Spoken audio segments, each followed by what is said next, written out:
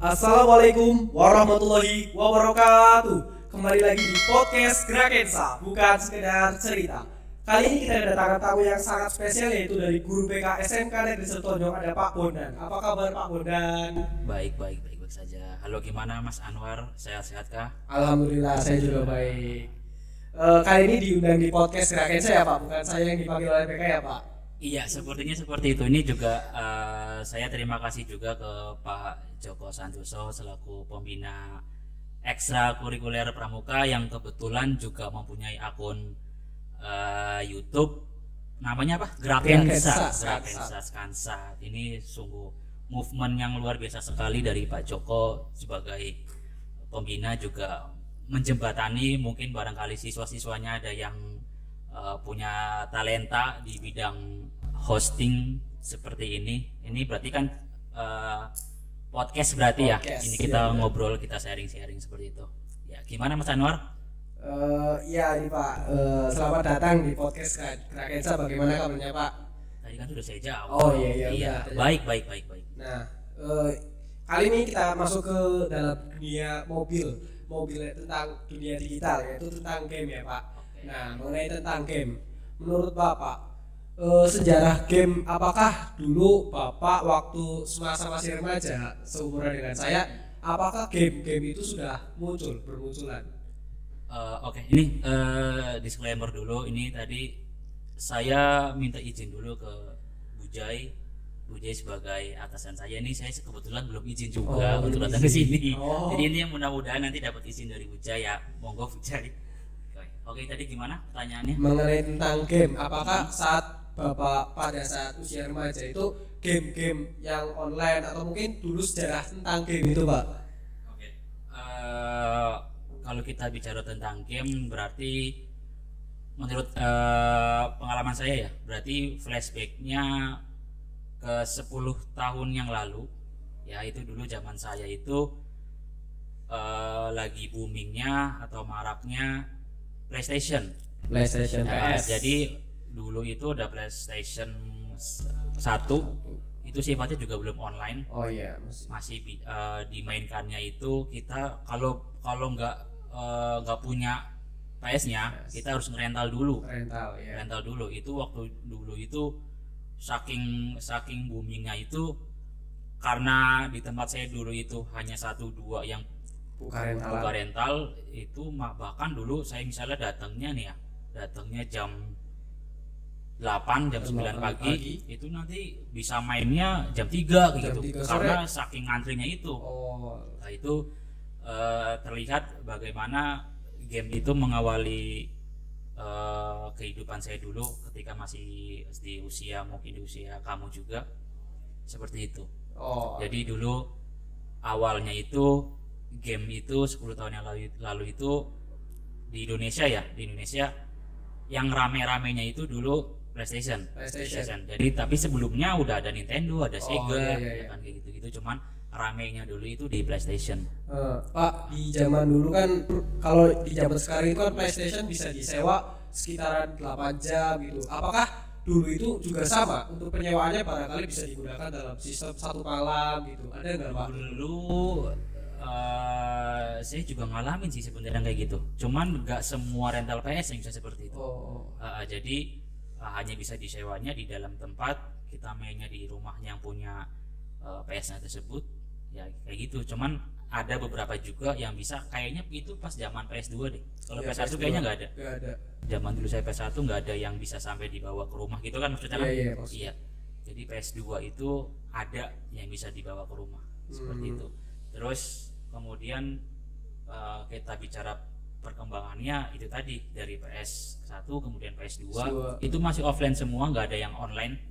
Itu masih offline ya. Itu masih offline pun sudah se-happening itu. Boomingnya seperti itu. Kemudian lanjut Facebook dulu masuk. Facebook. Enggak ding. Itu dulu apa namanya? Warnet. Iya, jadi internet masuk, kemudian warnet tersebar di mana-mana.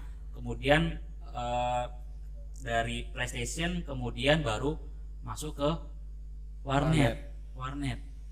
Dulu zaman dulu itu ada game itu yang saya ingat itu tadi Point Blank.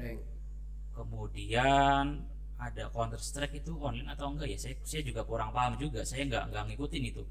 Point Blank itu banyak dari teman-teman saya juga ada yang banyak yang kecanduan juga karena itu mainnya juga berbayar juga. Berbayar. Ya seperti itu. Kemudian baru muncullah Facebook. Di Facebook itu ada permainannya dulu.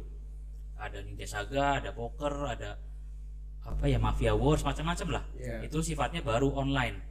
Ya, jadi dulu itu perkembangannya seperti itu, dari PlayStation kemudian ke warnet, kemudian game yang di Facebook juga itu seperti itu.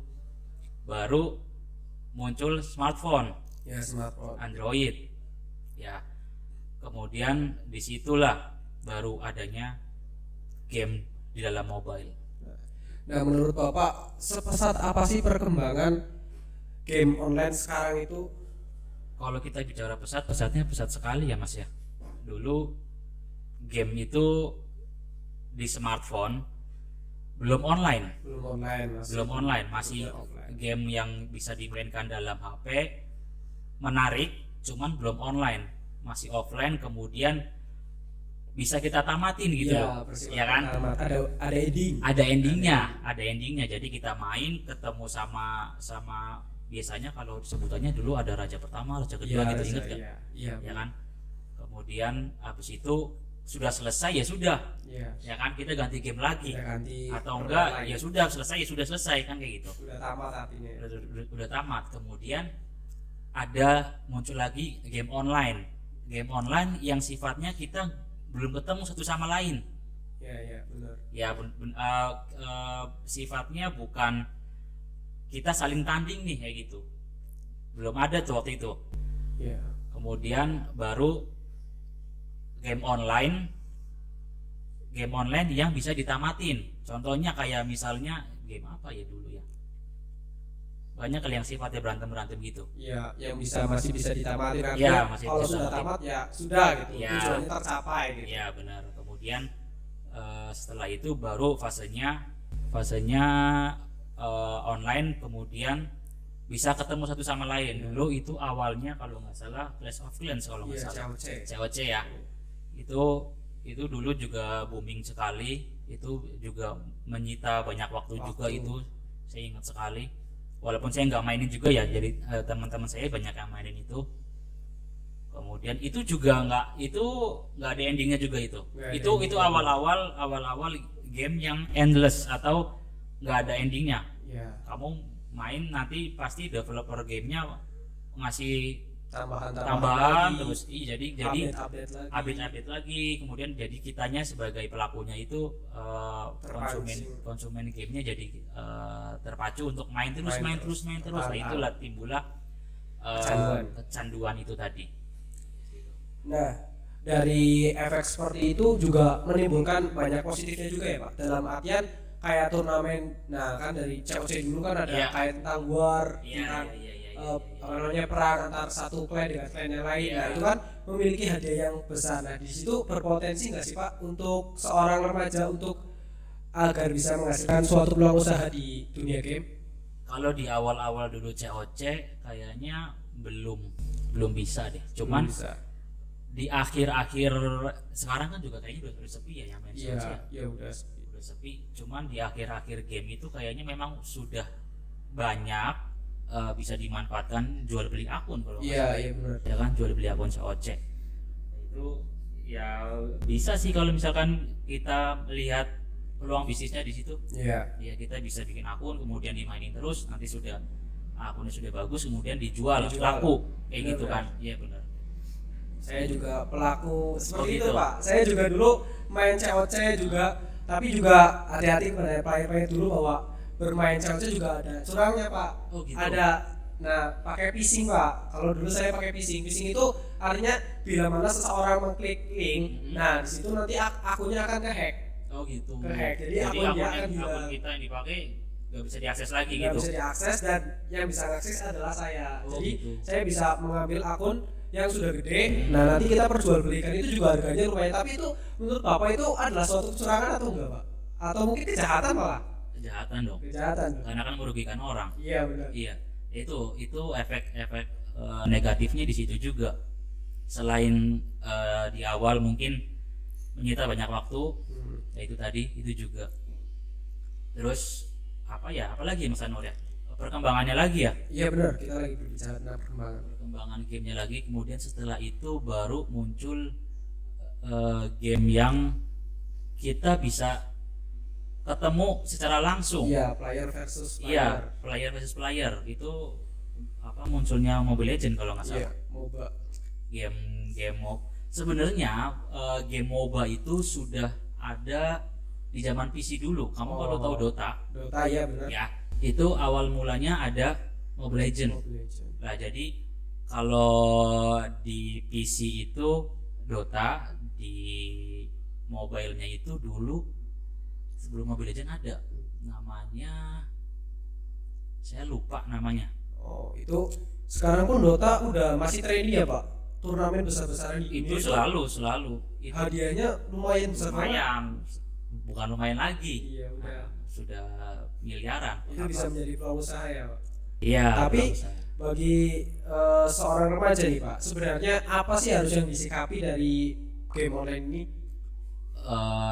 Untuk pelajar atau remaja ya sebenarnya itu tadi kurangnya edukasi aja sebenarnya, kurang edukasi tentang game yang mereka mainkan. Mereka itu sebenarnya, makanya saya tuh sebenarnya pengen tahu juga sebenarnya anak-anak sekarang itu mereka main game itu hanya karena memang having fun atau memang ada yang dicapai, yang dituju, atau memang misalnya hanya untuk mengisi luang, ya kan? Soalnya banyak yang saya temui siswa-siswa saya itu yang bermasalah itu ternyata setelah diselidiki ya karena memang kecanduan game juga. Cuman saya belum tahu itu dia itu ngegame itu karena memang ada waktu luang atau memang ada yang ingin dituju atau memang iseng-iseng aja, kan saya nggak tahu. Sebentar ya, itu tadi lanjut ya. Jadi mungkin sebenarnya banyak sekali siswa itu main game itu bukan hanya untuk mengisi luang waktu saja.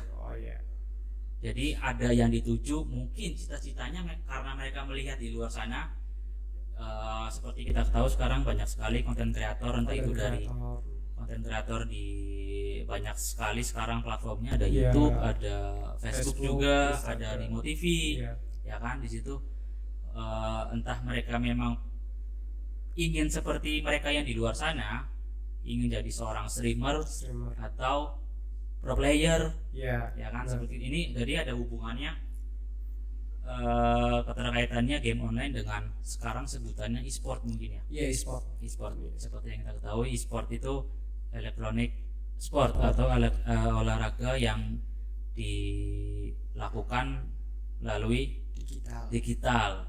Bahkan kompetitifnya itu sudah sampai dipertandingkan di PON ya kemarin ya Mas ya. Di PON Papua itu beberapa game dipertandingkan di situ. Dan hadiahnya juga lumayan besar. Hanya di tingkat Indonesia tapi internasional juga. Ya di internasional ada seperti kita tahu di official game-nya itu sudah melaksanakan kompetisi tingkat internasional. Contohnya di PUBG ya. Di PUBG, kemudian di Mobile Legends juga ada. Iya ada. MGC gitu. Ya jadi itu tadi pergeseran game itu tadi. Sekarang siswa itu cenderungnya mungkin pengen punya penghasilan lewat game. Ya cuman caranya itu yang salah menurut saya. Mereka nggak bisa memanage waktunya sebagai pelajar, mana kewajibannya, mana keharusannya sebagai seorang siswa itu seperti apa, melalaikan kewajibannya. Jadi akhirnya nggak seimbang. Dia ingin ngejar cita-cita, cuman di sekolahnya itu berantakan juga. Ya, itu yang bikin game itu jadi nggak sehat lagi. Seperti itu. Nah Pak, ini ada pertanyaan nih Pak. Bagaimana sih, ada nggak sih sebenarnya manfaat dan faktor negatif khususnya untuk para pelajar SMK Negeri Sertonjong dalam bermain game? Kalau di ruang lingkup besar banyak ya manfaatnya sebenarnya. Saya nggak bilang ini dia harus seorang siswa harus main game, enggak. Cuman kalau ditanyakan manfaatnya sebenarnya banyak. Apalagi berkembangnya waktu kan seperti udah saya sampaikan tadi, ya kan, di game ini udah namanya aja sudah berganti jadi e-sport, ya kan. Iya, e-sport. Jadi ada seorang profesional playernya yang memang mereka main dibayar benar. Mereka hanya main game kemudian dibayar kayak gitu. Kemudian ada streamer juga, mereka kerjaannya streaming, mainnya main game. Hasilnya pun lumayan ya Pak. Hasilnya lumayan sampai ratusan juta per bulannya. Kemudian ketika yang pro playernya mengikuti kompetisi juga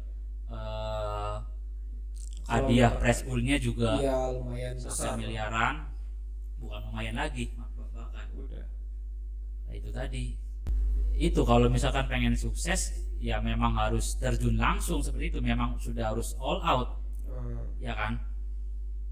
Kalau untuk sekolahnya sendiri bagaimana? Kalau menurut saya ya ditinggalkan, soalnya nggak usah sekolah kamu kalau misalkan memang pengen jadi seorang pro player atau berpenghasilan lewat game, ya nggak usah sekolah, tinggalkan sekolah kamu. Kalau menurut saya fokus apa yang kamu ingin capai. Cuman kalau misalkan kamu paksakan bermain game kemudian juga sekolah juga, nggak akan bisa. Kamu harus stop game, kamu fokus sama pelajaran kamu, pembelajaran kamu di sekolah seperti apa gitu. Ya pasti juga ada manfaatnya nggak sih Pak dalam bermain game ini, dalam artian kayak tentang pembelajaran, barangkali ada di suatu game itu kan mengajar tentang kerjasama antar tim, itu sebenarnya ada nggak Pak? Ada sih sebenarnya. Ada, karena kita kan kalau misalkan di game kan satu tim tuh, satu tim kita harus bisa bagaimana caranya dalam satu tim mengatur strategi yang pas, kemudian membangun chemistry kita. Ya itu kan salah satu bentuk sosialisasi juga dengan teman seperti itu. Nah Pak, ini saya mau bertanya ini, bagaimana sih menurut Bapak tentang peluang usaha yang ada di game online ini? Peluang usaha ada, ya itu tadi jual beli akun kan, itu usaha juga. Kemudian apa namanya, jual beli UC atau diamond gitu, itu kan bisa ngambil untung juga dari situ. Kita tinggal cari aplikasinya yang lebih murah, kalau nggak salah kayak gitu, yang mana? Iya benar. Kita harus mencari aplikasi yang harganya kayak platformnya lebih murah dan kita samakan harganya agar kita mendapatkan untungnya lebih besar. Benar. Nah terus Pak, bagaimana sih tips dan trik bagi siswa-siswa SMK Negeri Sertonjong untuk mengatur, memanage waktu agar kita tidak lalai dalam belajarnya dan juga ada waktu luang juga untuk mencari peluang usaha lainnya, dalam arti bisa di dunia game ini? Kalau kita bicara tips dan triksnya, sebenarnya itu kita harus tahu dulu nih, ini game ini negatifnya di mana nih, ya kan? Apa sih yang menyebabkan ini kok si anak ini bisa hanya karena game bisa jadi perubahan perilakunya sangat drastis, ya kan? Kenapa dia bisa seperti itu? Apa yang dia tonton, apa yang dia tirukan misalnya?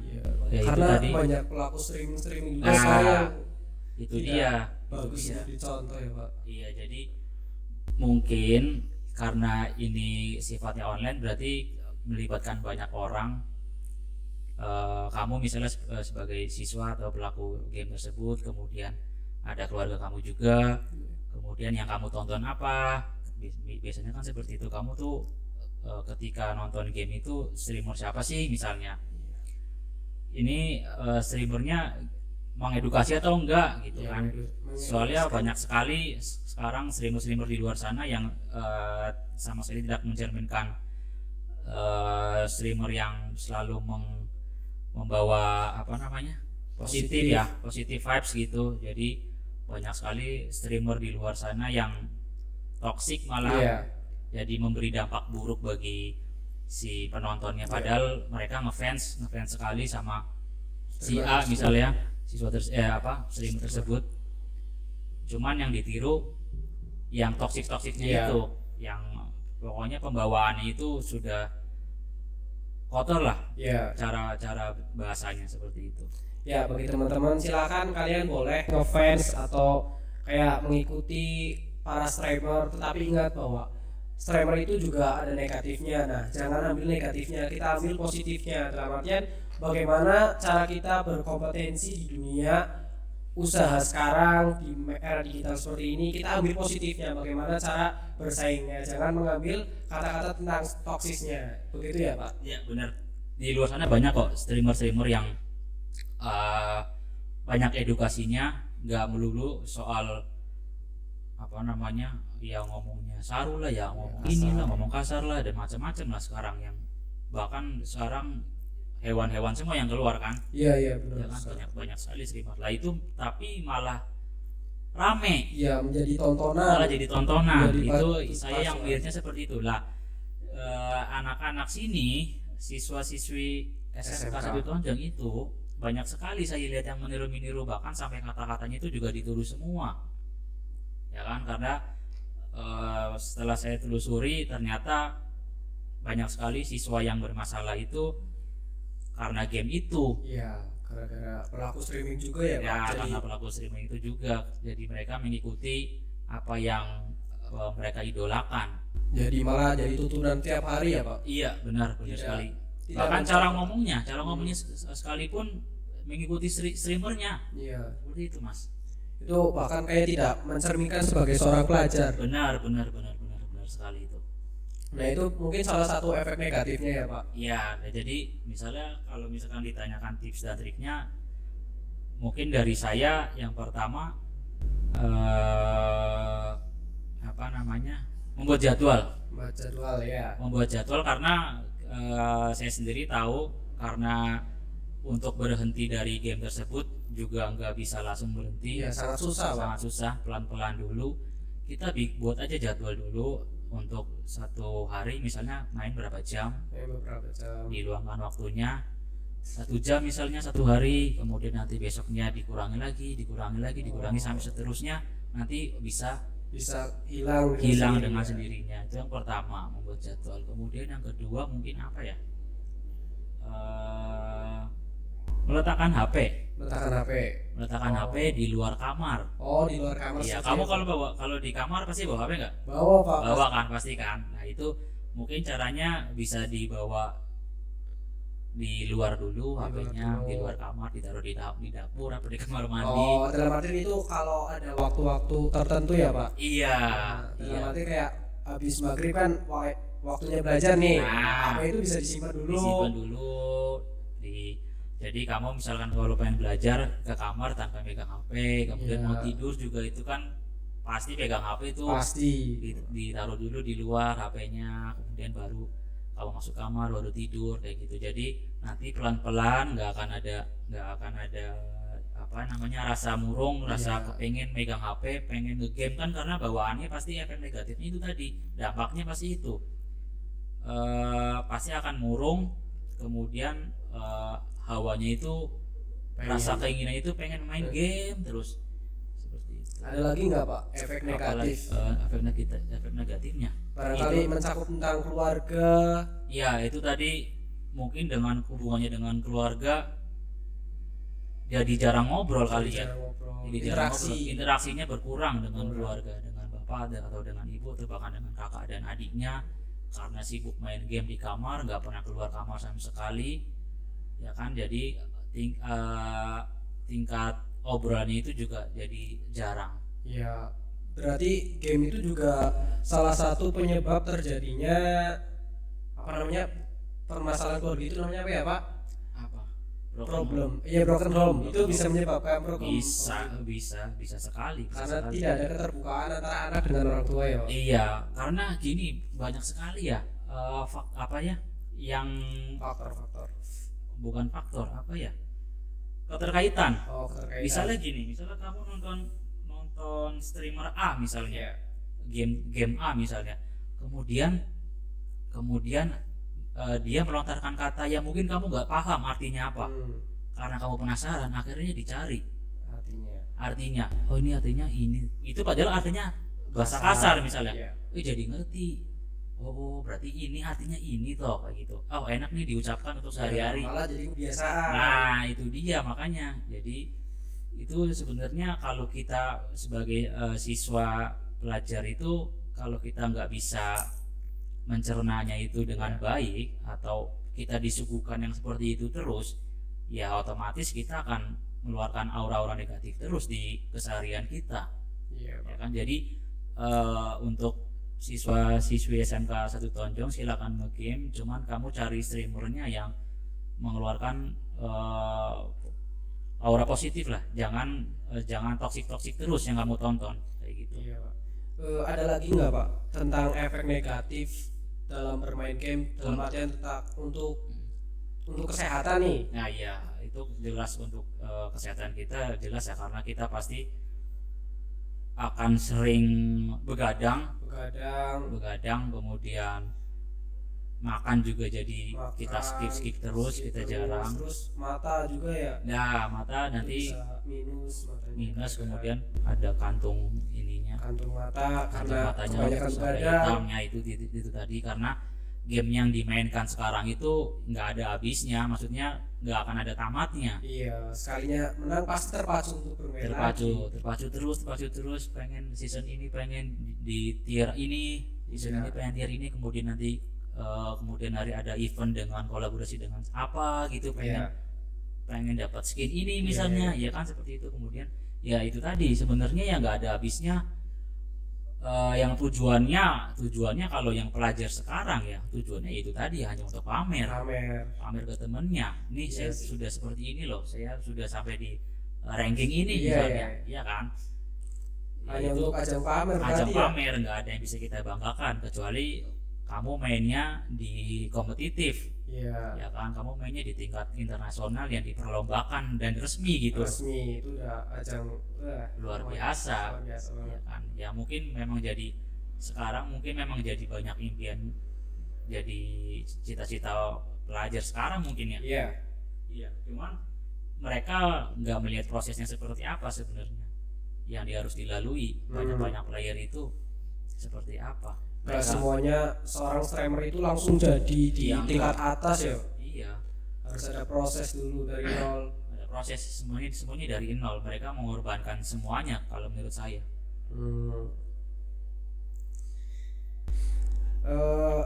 Sekarang menurut Bapak ya? Iya. Menurut Bapak kemajuan teknologi yang sekarang itu ada nggak sih manfaatnya untuk bagi pelajar? Dalam artian kan smartphone ini juga bisa digunakan untuk media pembelajaran sekarang. Nah, ketergantungannya kan itu sangat fatal bagi seorang pelajar. Nah, itu bagaimana cara untuk agar siswa ini tidak terpengaruh dengan game tetapi lebih fokus ke pembelajaran? Itu tadi kan sudah saya jelaskan, membuat jadwal. Iya, membuat jadwal. Kalau misalkan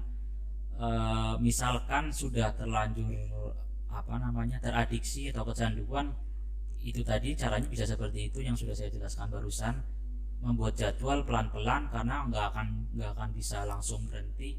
Menurut saya harus pelan-pelan dulu dibuat jadwal, kemudian dalam satu hari itu harus berapa jam misalnya kayak gitu. Terus ya insya Allah nggak akan terpengaruh, jadi bisa fokus dengan pembelajarannya itu. Kalau misalkan memang niatnya untuk bisa sukses dalam dunia pendidikan, ya kenapa harus mengkhawatirkan hal seperti itu kan? Iya. Karena kita harus berfokus ke berpendidikan, karena seorang pelajar itu harusnya belajar ya Pak. Iya benar. Tadi udah masuk ke tips dan triknya. Tadi ada beberapa tips dan trik ya Pak. Salah satunya adalah manage waktu, terus menempatkan HP di tempat yang aman terlebih dahulu barangkali mau belajar. Kemudian olahraga. Itu juga termasuk Pak. Iyalah. Lari pagi misalnya, disempatkan waktunya lari pagi, kemudian jogging gitu kan bisa mengeluarkan toksik dalam tubuh kita. Jadi apa yang kita serap yang tidak baik bisa keluar dalam jogging itu. Ada lagi nggak Pak aktivitas kayaknya yang bisa membuat kita itu tidak kecanduan terhadap game? Gabung ke Grakensa kali ya. Grakensa. Oh, benar banget. Gabung ke Pramuka. Pramuka. Dan juga bisa ekstrakurikuler lain. Benar. Banyak sekali ekstrakurikuler di sini yang bisa diikuti oleh siswa-siswa SMK itu.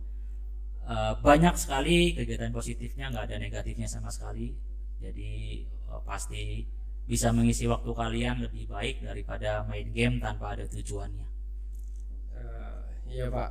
Jadi galilah potensi kalian juga Iya. di ke ekstrakurikuleran. Karena bermain game juga kan dalam artian pasti nggak ada habisnya, juga ada efek negatifnya. Nah, kita kan seorang pelajar tugasnya itu harus belajar ya Pak. Iya benar. Jadi bagaimana sih untuk mencapai tujuan kita? Nah, kan banyak siswa yang sudah kayak tercandu ke game dan ngomongnya kasar, kayak tidak mencerminkan dia sebagai seorang siswa dan sebagai seorang anak barangkali ya. Bahkan sekarang itu responnya anak kepada orang tua itu kayak tidak pantas gitu loh Pak. Iya. Nah itu bagaimana Ya, solusinya? itu salah satu dampak dari kecanduan game itu tadi ya. Jadi sebenarnya bisa dihilangkan itu tadi. Salah satunya itu tadi yang sudah saya jelaskan tadi beberapa. Yang berbicara toksik itu Pak, barangkali yang mempunyai solusi. Aduh, itu memang sudah Kebiasaan itu sudah menjadi pola contoh ya Pak. Iya, makanya saya miris juga kalau misalkan melihat siswa-siswi di sini tuh gaya bicaranya itu sudah seperti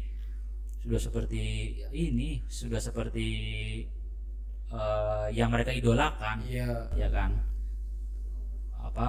Padahal belum tentu orang lain lihat itu bagus.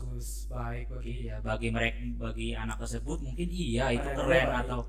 atau lebih ngerti lah kayak gitu. Tapi menurut pandangan orang lain mungkin Belum tentu kan, belum tentu belum baik tentu baik. juga. Ya karena memang nggak baik, ya kata-kata yang dikeluarkan oleh pelaku game itu juga sebenarnya ya nggak bagus. Nggak baik. Nggak baik. Untuk peluang usaha, nah di era digital ini kan banyak banget untuk kita menciptakan suatu peluang usaha baru Pak. Nah ada nggak sih peluang usaha di dalam dunia game ini? Banyak dong. Apa aja Pak? Itu tadi jual beli akun, kemudian kalau misalkan ingin difokuskan ya, kamu memang pengen menghasilkan uang lewat game, ya banyak sekali jalannya sebenarnya. Kamu bisa streaming, ya kan? Bisa jadi seorang streamer, bisa jadi seorang pro player misalnya. Cuma kan itu tadi memang harus difokuskan di situ. Kalau kamu masih pelajar, ya kalau menurut saya diselesaikan dulu kamu pendidikannya. Setelah itu kalau misalkan memang masih pengen juga niat di game, ya sudah dijalanin aja. Iya.